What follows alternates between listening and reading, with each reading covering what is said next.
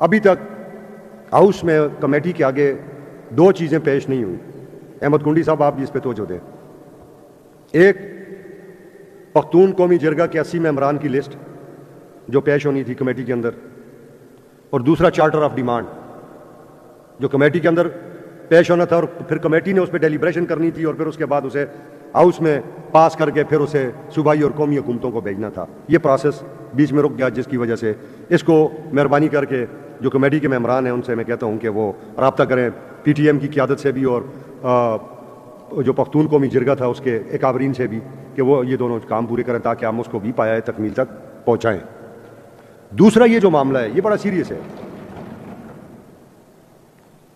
فوج کہتی ہے ہم انخلا کرتے ہیں, ٹارگیٹڈ بیس آپریشنز کرتے ہیں, پبلک کو پتہ نہیں ہوتا, پبلک ریپرزنٹیشن کو پتہ نہیں ہوتا, ان کو اس میں نہیں لیا جاتا, اور جب بعد میں بات ہوتی ہے تو اس کو کسی نہ کسی سول اس پہ لگا دیا جاتا ہے.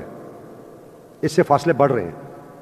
D G I S P R جب سیاسی جماعتوں کے اوپر اپنی پریس کانفرنس کریں گے, یہ میرا خیال ہے انتہائی نامناسب بات ہے. وہ اپنے پروفیشنلزم کے اوپر بات کریں, وہ قوم کو اعتماد میں لیں, قوم کو بتائیں کہ کیا وجہ ہے.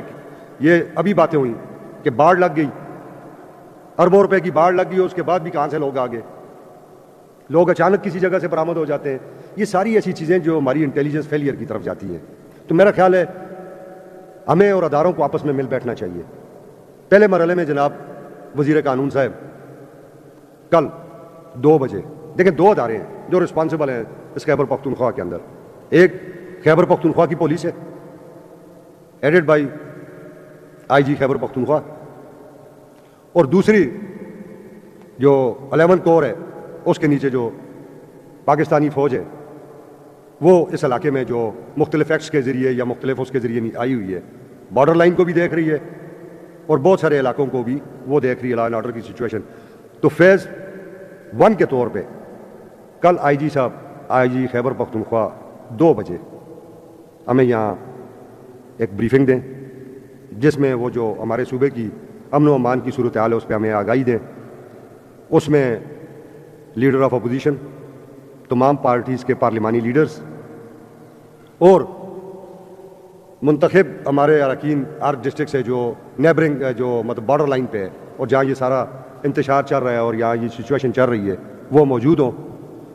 ان سے جب ایک مرتبہ ہماری ڈیلیبریشن ہو جائے گی تو پھر دوسرے مرحلے میں پھر ہم کور کمانڈر 11 کرافٹس کو کہیں گے کہ وہ ہمیں ان ہاؤس یہاں بریف کریں اور اعتماد میں لیں اس ایوان کو, جو وہ کرنا چاہتے ہیں, جو اس ہاؤس کے عوام کے منتخب نمائندوں کے ذہن میں جو ابہام ہیں ان کو وہ کیسے ایڈریس کرتے ہیں. تو میرا خیال ہے یہ ایک بہتر کوشش ہوگی.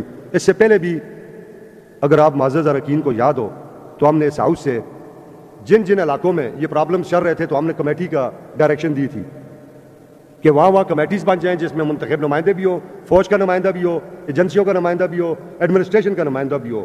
وہ رپورٹ بھی ابھی تک کوئی ہاؤس کے اندر جناب وزیر قانون صاحب اس کی لے نہیں ہوئی.